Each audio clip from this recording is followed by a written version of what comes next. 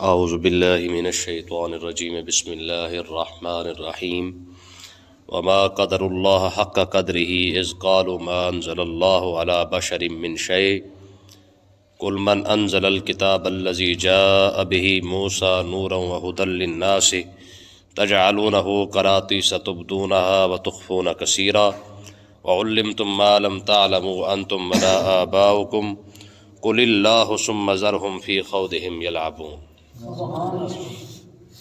یہ آیت یہودیوں کے متعلق نازل ہوئی ہے۔ ہوا یہ کہ یہودی اپنا ایک بہت بڑا عالم مالک بن سیف، اس کو وہ آقا علیہ الصلوۃ والسلام کی خدمت میں لے آئے۔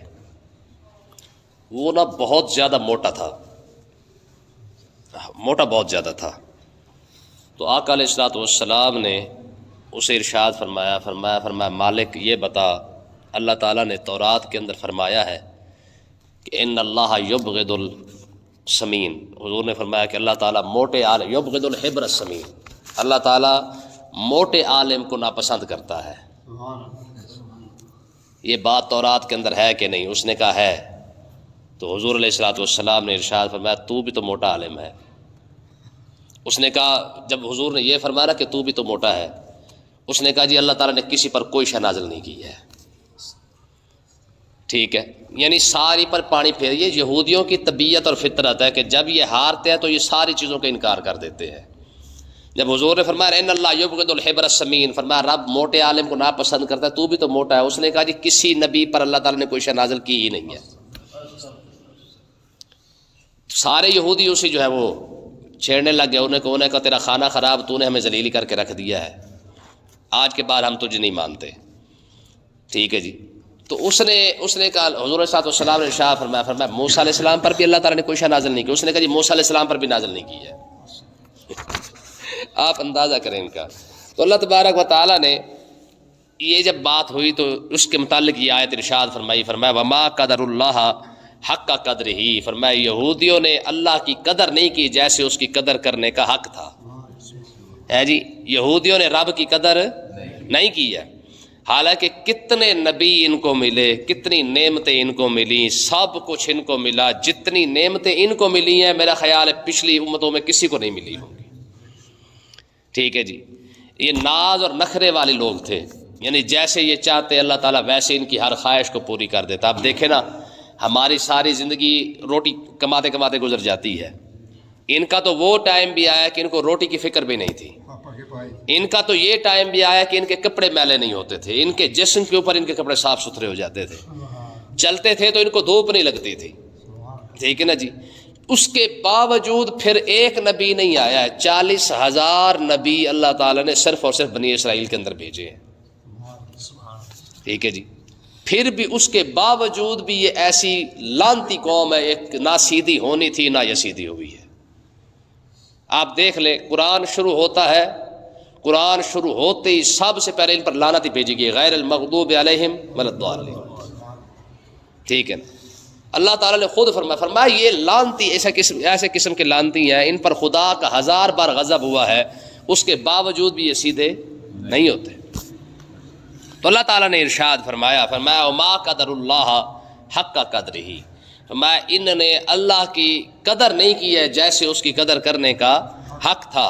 اذ قالوا ما انزل اللہ علی بشر من شیء، جب انہوں نے یہ کہا کہ اللہ تعالیٰ نے کسی انسان پر کوئی شے نازل نہیں کی ہے۔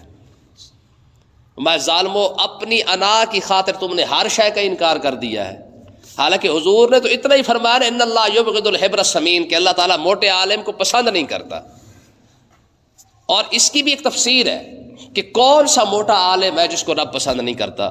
میں کہ ہر وہ بندہ جو حرام کھاتا ہے، حرام کھا کر موٹا ہو جائے، رب اس بندے کو پسند نہیں کرتا ہے، چاہے وہ عالم ہو یا غیر عالم ہو۔ بات سمجھیے کہ نہیں آئی؟ یعنی ہر وہ عالم یا ہر وہ موٹا بندہ جو حرام کھا کھا کے موٹا ہو جائے، میں اللہ تعالیٰ ایسے بندے کو پسند نہیں کرتا۔ ٹھیک ہے، تو اللہ تعالیٰ نے ارشاد فرمایا کہ اس کی بات آئی تو اس نے کہا جی کسی پر رب نے کوئی شے نازل نہیں کی ہے۔ تو کل اے محبوب آپ انہیں ذرا فرمائیں، من انزل الکتاب الذی جاء بہ موسیٰ، موسیٰ علیہ السلام جو کتاب لے کے آئے تھے وہ کس نے نازل کی تھی؟ تو جو اپنے موٹے ہونے پر ہی رو پٹ رہا ہے اور کہتا جی کسی چیز پر بھی رب نے کسی انسان پر کوئی شے نازل نہیں کی ہے، تو پھر آپ ہی نے فرمائے من انزل الکتاب الذی جاء بہ موسیٰ، رب نے موسیٰ علیہ السلام جو کتاب لائے تھے وہ پھر کس نے نازل کی تھی؟ نورا و ھدی للناس، اس کتاب کے اندر تو نور بھی تھا، وہ کتاب ہدایت بھی تھی لوگوں کے لیے۔ ہم نے تو وہ موسیٰ علیہ السلام کو جو کتاب دی تھی وہ اس کتاب کو بھی ہم نے نور بنا کے بھیجا، اس کتاب کو ہم نے لوگوں کے لیے ہدایت بنا کے بھیجا۔ اور تجعلونہ قراطیسا، پھر تم نے اسی کتاب کے وہ کاغذ کے اوپر لکھا تھا، تم اس کتاب کو کاغذ پر لکھتے رہے ہو۔ تبدونہا، جو چیز چاہتے تم اس کو چھپا لیتے، وتخفونہا، ظاہر کرتے، وتخفونہ کثیرا، اور بہت سارا علم جو ایسا تھا جو میرے محبوب کے متعلق تھا اس کو تم چھپاتے رہے ہو۔ تو مطلب کیا ہے؟ موسیٰ علیہ السلام کو جب کتاب ملی نا تو وہ کاغذ کی صورت میں نہیں تھی بلکہ تختیوں کی صورت میں تھی، ٹھیک ہے جی، 10 تختیاں تھی جس کے اوپر تورات شریف لکھی ہوئی تھی، اور موسیٰ علیہ السلام یہ لے کے آئے تھے۔ اور یاد رکھیں پچھلی جتنی بھی کتابیں یا صحیفے ہیں نا وہ بیک وقت نازل ہوئے ہیں، ایک ہی لمحے کے اندر گئے، اللہ تعالیٰ نے کتاب عطا فرما دی یا صحیفہ عطا فرما دیا۔ واحد قرآن ہی ہے، جیسے جیسے حضور کی ادائیں بنتی گئی ہیں رب قرآن نازل فرماتا ہے۔ 23 سال لگے تو کیوں لگے ہیں؟ میں جیسے موقع محل بنتا گیا اسی کے مطابق قرآن نازل ہوتا گیا ہے۔ ہاں باقی پچھلی امتوں کے اندر یہ تھا کہ جیسے جیسے جو بھی نبی کو جس نبی کو جو دینا ہوتا وہ اسی وقت دے دیا جاتا۔ تو موسیٰ علیہ السلام 10 تختیاں جب لے کے آئے، آگے تو قوم بچڑے پہ لگی ہوئی تھی، ٹھیک ہے جی، تو بہرحال یہ ایک الگ بات تھی کہ آپ نے وہ تختیاں پھینکی تو کچھ ٹوٹ بھی گئی تھیں، تو اس کے بعد جو ہے وہ پھر انہی تختیوں سے انہوں نے کاغذ کے اوپر جو ہے وہ کیا کیا، نقل کر لیا تھا۔ تو اللہ تعالیٰ نے ارشاد فرمایا کہ جب تم نے تورات کو تختی سے ہٹا کر تم نے کاغذوں کے اوپر لکھا، تو اب کیونکہ تورات تمہارے ہاتھ میں آ چکی تھی تو تبدونہا، جو مسئلہ تمہیں اچھا لگتا وہ تم لوگوں کو بتا دیتے، وتخفون کثیرا، اور بہت ساری ایسی باتیں تھیں جو تم چھپا لیا کرتے تھے۔ اور چھپاتے کیا تھے؟ اس پر علماء فرماتے جو شان اللہ تعالیٰ نے اپنے محبوب کو عطا فرمائی اور تورات کے اندر لکھی تھی وہ ساری کی ساری چھپا لیا کرتے تھے، یہ نہیں لوگوں کو بتاتے تھے، ٹھیک ہے جی۔ پھر اس کے بعد فرمایا حضرت کعب الاحبار رضی اللہ عنہ، یہ یہودی ہیں، پھر انہوں نے فاروق اعظم رضی اللہ عنہ کے دور کے اندر کلمہ پڑھا، ٹھیک ہے۔ تو حضرت کعب الاحبار کو حضرت فاروق اعظم نے فرمایا کعب یہ بتا تورات کے اندر، کیونکہ کعب الاحبار جو بہت بڑے عالم دین تھے یہ تورات کے، تو یہ بتا تورات کے اندر تو نے کون سی ایسی بات ہے جو تو نے پڑھی ہے اور تو کلمہ پڑھ گیا ہے، اور پڑھا بھی تو نے لیٹ ہی ہے۔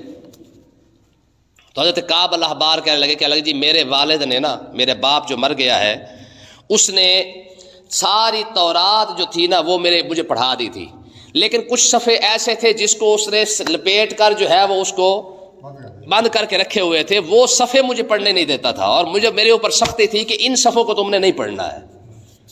تو جب تک وہ زندہ رہا اس کے ڈر کی وجہ سے میں وہ صفحے نہیں پڑھ سکا، ٹھیک ہے جی۔ کہتے اس کے مرنے کے بعد سب سے پہلے میں نے تورات کھولی، اور تورات کھولنے کے بعد جو صفحے بند پڑے تھے جس کو میں اس کے اپنے باپ کے ڈر کی وجہ سے بھی نہیں پڑھ سکتا تھا، کہتے اس کے مرنے کے بعد جب میں نے وہ سارے صفحے کھولے تو اس کے اندر مجھے ساری کی ساری وہی علامات اور نشانیاں نظر آئی جو آقا علیہ السلام کے اندر موجود تھی۔ کہتے اب جا کے میں نے پڑھی اور میں نے جا کے کلمہ پڑھا ہے۔ حضرت امام شامی رحمۃ اللہ علیہ فرماتے ہیں، آپ فرماتے کہ حضرت کعب الاحبار نے جب کلمہ پڑھا نا تو فاروق اعظم نے کعب کو فرمایا کعب تو حضور کی زیارت تو نہیں کر سکتا، چل میں کر سکا ہے تو نے، کیونکہ حضور کا دور تو دیکھا لیکن کلمہ نہیں پڑھ سکا، چل میں تجھے آقا علیہ السلام کی قبر انور کی زیارت کرواتا۔ یہ امام شامی نے لکھا ہے، ٹھیک ہے جی۔ یہ فتوح الشام کے اندر امام شامی فرماتے ہیں حضرت عمر رضی اللہ عنہ نے خود کعب الاحبار کو فرمایا کعب چل میں تجھے قبر انور کی زیارت کرواتا ہوں۔ تو اس کا مطلب یہ ہے کہ فاروق اعظم کا بھی عقیدہ یہی ہے کہ مزارات پہ جانے پہ کوئی موت نہیں پڑتی ہے بلکہ مزارات پہ جانے سے فیض ہی ملتا ہے، ٹھیک ہے نا جی۔ ہاں یہ تو ان کو آ کے موت پڑی نا، آج امت کو یقین کرے ٹکڑوں ٹکڑوں کے اندر کر کے رکھ دیا گیا، ہر بات پہ اعتراض ہے، ہر بات پہ اعتراض ہے جی، یوں کیوں کیا اور ایسے کیوں کیا اور ایسے کیوں کیا۔ اچھا ایک مزیداری کی بات دیکھیں، کلمہ پڑھنے پہ کبھی اعتراض ہوا ہے؟ انہوں نے اس بات پر بھی اعتراض کیا ہے. آپ لا الہ الا اللہ محمد رسول اللہ چوک میں پڑھے، کوئی اعتراض نہیں ہے. اعتراض سوال ہی پیدا نہیں ہوتا. آپ جناب اللہ رات کو پڑھے، آپ دن کو پڑھے، کوئی اعتراض نہیں ہے. جیسے ہی نماز سلام پھیرنے کے بعد ہم کہیں گے نا لا الہ الا اللہ، سارے اٹھ کے چلے جائیں گے. اور ظالموں اب تو کلمہ ہی پڑھ رہے تھے نا، اب کون سی ہم نے کوئی شے پڑھی ہے؟ لا الہ الا اللہ ہی پڑھا تھا نا. ہم نے تو کسی بت کا نام نہیں لیا، استغفر اللہ معاذ اللہ، ہم نے تو کسی اور چیز کا نام نہیں لیا. چلو پہلے تم نے سلام پہ اعتراض کیا جی کھڑے ہو کے کیوں پڑھتے ہو، چلو یار بیٹھ کے پڑھ لو. اچھا بیٹھ کے پڑھتے، پھر کہتے جی کہاں لکھا ہوا ہے، چلو بھی یار نہیں پڑھتے. نماز کے بعد تو ہم نے کلمہ ہی پڑھا نا، لا الہ الا اللہ ہی پڑھا تھا نا، تب بھی اعتراض ہے جی کہاں لکھا ہوا ہے. ساری زندگی کہتے ہیں جی آپ ہمارے لیے دعا کر دیں، آپ ہمارے لیے دعا کر دیں، آپ ہمارے لیے دعا کر دیں، پیر صاحب دعا کریں، عالم صاحب دعا کریں، وڈیرے صاحب دعا کریں، ابا دعا کر دیں، ابا دعا کر دیں. چلو ٹھیک ہے بھی، کیوں بھائی؟ کہہ رہے دعا کروانی چاہیے. جب ہم نے مردے پر دعا پڑھ کر ناجائز. کیڈا تماشا لگایا یار امت کے ساتھ انہوں نے، ہر بات پہ اعتراض نکالا ہے. تو اس کا مطلب یہ کہ یہ اب ہی آ کے یہ کھچ کھانا لگا ہے، یہ ہر بات پہ اعتراض کر کے امت کو یقین کرے ٹکڑے ٹکڑے کر کے رکھ دیا گیا. اب اگر نہ پچھلے لوگوں کے اندر تو یہ باتیں تھی ہی نہیں. یہ نماز جنازہ کے بعد دعا کا جو مسئلہ اٹھایا گیا ہے، آپ 1200 سال پیچھے چلے جائیں، کوئی مسئلہ تھا ہی نہیں. کیوں؟ کیونکہ ہمارے بزرگوں نے کبھی دعا نماز جنازہ کے بعد دعا کو نماز جنازہ سے الگ سمجھا ہی نہیں تھا. ہم جو نماز پڑھتے ہیں اس کے بعد کیا کرتے ہیں؟ کبھی کسی نے کہا جی نماز کے بعد دعا کس لکھی ہوئی ہے؟ کیوں؟ کیونکہ ہم جب آتے ہیں ہم کہتے ہیں کہ یار نماز پڑھنے جا رہے ہیں، حالانکہ ہم صرف نماز نہیں پڑھتے، نماز کے بعد دعا بھی مانگتے ہیں. کبھی کسی نے کہا میں صرف نماز پڑھنے جا رہا ہوں، دعا مانگنے نہیں جا رہا. کیوں؟ کیونکہ ہم دعا کو نماز کے بعد دعا کو نماز کا حصہ ہی سمجھتے ہیں کہ چل یار نماز کے بعد دعا مانگنی چاہیے، اور سارے مانگتے آئے ہیں، یہ تو کوئی اعتراض والی بات ہی نہیں تھی. ٹھیک ہے، تو اس لیے یہ مصیبت بنی ہے کہ آج جناب والا چھوٹی چھوٹی باتوں کو لے کر جو ہے امت کو خدا کی قسم خراب کر دیا گیا ہے. تو حضرت عمر نے فرمایا کعب تو نے حضور کا زمانہ ضرور پایا، ٹھیک ہے جی، صدیق اکبر کا زمانہ بھی تم نے دیکھا ہے، چلو تیری نصیب میں نہیں تھا تو حضور کی زیارت کر سکتا، میں تجھے اپنے نبی کے کم سے کم زیارت حضور کے مزار اقدس کی زیارت کروا دیتا ہوں. اور باقاعدہ حضرت عمر حضرت کعب کو لے کے آئے ساتھ، سمجھ آئی نا؟ ہاں خدا کی قسم ایسے ایسے حضور کے مزار انور پر اما عائشہ صدیقہ فرماتی ہیں، آپ فرماتی ہیں، اما عائشہ صدیقہ کہتی ہے کہ ایک عورت میرے پاس حاضر ہوئی، اس نے آ کے عرض کی، اس نے کہا اماں ذرا حضور کے مزار انور کا دروازہ تو کھول دے. سبحان اللہ. کہتے کہ میں نے دروازہ کھولا، دروازہ کھولنے کے بعد وہ بی بی صاحبہ جو ہے وہ دروازے کے اوپر ہی کھڑی ہو گئی. کہتے حضور کی قبر انور کو خالی دیکھتی رہی، ٹھیک ہے جی، واہ ساری دیر کھڑی رہی. جب تھوڑی دیر کے بعد کہتے میں نے ہلایا تو وہ گری اور وہیں پہ فوت ہو چکی تھی. یہ محبت تھی ان لوگوں کے اندر، ٹھیک ہے جی. کہتے حضور کی قبر انور کو دیکھتے دیکھتے اس کی روح پرواز کر گئی. حضرت فاروق اعظم رضی اللہ تعالیٰ، ٹھیک ہے جی، آپ کیا فرماتے ہیں؟ حضرت فاروق اعظم رات کو گشت کر رہے ہیں، کرتے کرتے کرتے کرتے شہر سے باہر نکلا تو دیکھا ایک جھوپڑی لگی ہوئی ہے، ایک عورت کے گانے کی آواز آ رہی ہے. ظاہر ہے عمر تھے، جلال میں آگے کہا میرے ہوتے نبی کے شہر کے اندر گانے کی آواز ہے. جب قریب گیا نا جھوپڑی کے اوپر سے وہ دیکھا تو ایک مائی صاحبہ ہے، گانا اس کا کیا تھا؟ کہتے صلی علیہ الطیبون الابرار صلی علیہ الطیبون الاخیار. ٹھیک ہے جی، کیا میرے نبی تجھ پر نیکوں کا بھی درود ہو، تجھ پر کائنات کا درود ہو، تجھ پر فلانے کا بھی سلام ہو، تجھ پر فلانے کا بھی سلام ہو. ٹھیک ہے نا، یہ محبت تھی یار لوگوں کے اندر. ٹھیک ہے جی، آج تو خدا کی قسم ہر بات پہ فتویٰ ٹھوک دیا گیا، ہر بات پہ فتویٰ ٹھوکا ہے. ٹھیک ہے جی، حضرت فاروق اعظم باہر بیٹھ کے روتے رہے، کہتے کہ یار جہاں پہ عورتوں کے اندر اللہ کے رسول کا عشق اور محبت یہ ہے تو پھر مردوں کے اندر ہے. جب ہم نے خود اسلام پر اعتراض کیے، ہم نے خود اپنے نبی پر اعتراض کیے، تو غیروں پر تمہارا شکوہ ہی کوئی نہیں بنتا ہے. آج جس کا دل کرتا ہے ہندو چاہے گستاخی کرے، یہودی گستاخی کرے، عیسائی گستاخی کرے، اس کا تو بنتا ہے. پھر جب ہم نے خود اپنے نبی کو نہیں چھوڑا، جب ہم نے خود اپنے قرآن کو نہیں چھوڑا، ہم نے خود اپنے حدیثوں کو نہیں چھوڑا ہے، آج یار کلمہ پڑھنے والا کہتا مجھے حدیث کی ضرورت نہیں، میرے لیے قرآن ہی کافی ہے. کلمہ پڑھنے والا کہتا ہے کہ مجھے اسلام کی ضرورت نہیں ہے. کلمہ پڑھنے والا کہتا ہے فلانی چیز کہاں لکھی ہے، فلانی چیز کہاں لکھی ہے، فلانی چیز کہاں لکھی ہے. اللہ اکبر. دیکھیں جی آگے فرمایا یہودیو تم نے تو جب تورات کو کاغذ کے اوپر لکھا تو تم نے کیا کیا؟ جس تمہارا دل کیا تم نے جناب اللہ دکھا دیا. وہ تخفون کثیرا، جو تمہارا دل کیا تم نے چھپا لیا. ٹھیک ہے جی. وَعُلِّمْتُم مَّا لَمْ تَعْلَمُوا أَنتُمْ وَلَا آبَاؤُكُمْ، فرمایا تمہیں وہ سکھایا جا رہا ہے جو نہ تم جانتے تھے نہ تمہارے باپ دادا جانتے تھے. اس قرآن کے ذریعے تمہیں وہ سکھایا جا رہا ہے جو نہ تم جانتے تھے نہ تمہارے باپ دادا جانتے تھے. مطلب کیا ہے کہ آج تمہیں تورات ملی، تم نے اس کی قدر نہیں کی ہے، تو یار اب تو تمہیں قرآن مل رہا ہے، تو بجائے اس کو سمجھنے کے پھر تم جانتے ہو، تم مانتے ہو کہ یار یہ واقعی اللہ کے سچے نبی ہے، پھر بھی تم آ کے اڑ گئے ہو. اب دیکھیں اس سے بڑی بات دیکھیں، آپ 23واں پارہ اٹھائے نا، اللہ تبارک و تعالیٰ نے کفار مکہ کے حالات لکھے ہیں. کہتے ہیں وَإِن كَانُوا لَا يَقُولُونَ، کفار مکہ بیٹھ کے نا آپس میں باتیں کیا کرتے تھے، کہتے تھے یار پچھلے لوگوں کو اللہ تعالیٰ نے نبی عطا فرمائے، پچھلے لوگوں کو اللہ تعالیٰ نے کتابیں عطا فرمائی، پچھلے لوگوں کو اللہ تعالیٰ نے صحیفے عطا فرمائے. فرمایا کہ اب کفار مکہ کیا کہتے ہیں، کہتے ہیں وَإِن كَانُوا لَا يَقُولُونَ لَوْ أَنَّ عِندَنَا ذِكْرًا مِنَ الْأَوَّلِينَ. فرمایا اگر پہلے لوگوں کی طرح ہمیں بھی کوئی نبی ملا ہوتا، ٹھیک ہے جی، ہمیں کوئی کتاب ملی ہوتی تو کیا کرتے؟ فرمایا لَكُنَّا عِبَادَ اللَّهِ الْمُخْلَصِينَ، ہم بھی رب کے نیک بندے بن جاتے. یہ کون کہہ رہا ہے؟ یہ کفار مکہ کہہ رہے ہیں. یہ کفار مکہ کہہ رہے ہیں کہ جس طرح اللہ تعالیٰ نے یہودیوں کو کتاب دی ہے کاش ہمیں دی ہوتی، اللہ تعالیٰ نے جیسے عیسائیوں کو کتاب دی ہے کاش ہمیں بھی دی ہوتی. ٹھیک ہے جی، جیسے اللہ تعالیٰ نے دوسرے پچھلے لوگوں کو صحیفے کتابیں عطا فرمائی، نبی عطا فرمائے، اگر ہمارے پاس کوئی آتا تو لَكُنَّا عِبَادَ اللَّهِ الْمُخْلَصِينَ، ہم بھی رب کے نیک بندے بن جاتے، ہم اس نبی کا دامن تھام لیتے، رب کی معرفت ہمیں حاصل ہو جاتی، ہم اس کتاب پر عمل کرتے، ہمیں رب کی معرفت پہچان حاصل ہو جاتی. تو اللہ تعالیٰ نے کیا فرمایا؟ فرمایا فَكَفَرُوا بِهِ، فرمایا جب نبی آ گیا تو سارے کافر ہو گئے. پہلے دعائیں مانگتے رہے کہ مالک دے دے، فرمایا جب دے دیا تو کیا ہوا؟ فَكَفَرُوا بِهِ فَسَوْفَ يَعْلَمُونَ، فرمایا سارے کے سارے انکار کر گئے. ٹھیک ہے جی، تو ہوا کیا؟ فرمایا فَسَوْفَ يَعْلَمُونَ، آن قریب تمہیں پتہ لگ جائے گا کہ تم نے کیا کیا ہے. تو اللہ تعالیٰ نے ارشاد فرمایا یہودیو، رب تو تم پر یہ رب کی مہربانی ہے کہ تمہیں وَعُلِّمْتُم، ہم تمہیں قرآن کے ذریعے ایسا علم سکھا رہے ہیں مَا لَمْ تَعْلَمُوا أَنْتُمْ وَلَا آبَاؤُكُمْ، نہ تمہارے پاس علم تھا وہ، نہ تمہارے باپ دادا کے پاس ایسا علم تھا. تو اس کا مطلب یہ ہے کہ یہ قرآن ہے نا، قرآن یہی علم سکھاتا ہے، باپ دادا باپ دادا دلیل نہیں ہے. قرآن مجید نے بڑی جگہ پہ یہ ارشاد فرمائے جب ہم کہتے ہیں نا جی یہ ہمارے وڈکے بڑے یوں کرتے تھے اور ہم آج یوں کرنا شروع کر دیں، تو اللہ تعالیٰ نے ارشاد فرمایا تم باپ دادا کی جو ہے وہ دلیل لَوْ كَانَ آبَاؤُهُمْ لَا يَعْقِلُونَ شَيْئًا وَلَا يَهْتَدُونَ، تمہارے باپ دادا کے پاس نہ عقل تھی نہ ہدایت تھی. تو حق اور سچ کا معیار وڈکا نہیں ہوتا ہے، حق اور سچ کا معیار قرآن اور حدیث ہے. ٹھیک ہے، تو پیچھے والی بات کو اللہ تعالیٰ نے پھر ارشاد فرمایا قُلِ اللَّهُ، اے محبوب آپ ارشاد فرما دیں. میں وہ جو موٹے کو کہا تھا کہ کس نے نازل کی ہے تورات، تو وہ تو خاموش ہو گیا، اس نے کہا کسی نے نازل کی نہیں ہے. تو اللہ تعالیٰ نے ارشاد فرمایا قُلْ، اے محبوب آپ ارشاد فرما دیں اللہ یہ رب بھی ہے جس نے تورات کو نازل فرمایا تھا.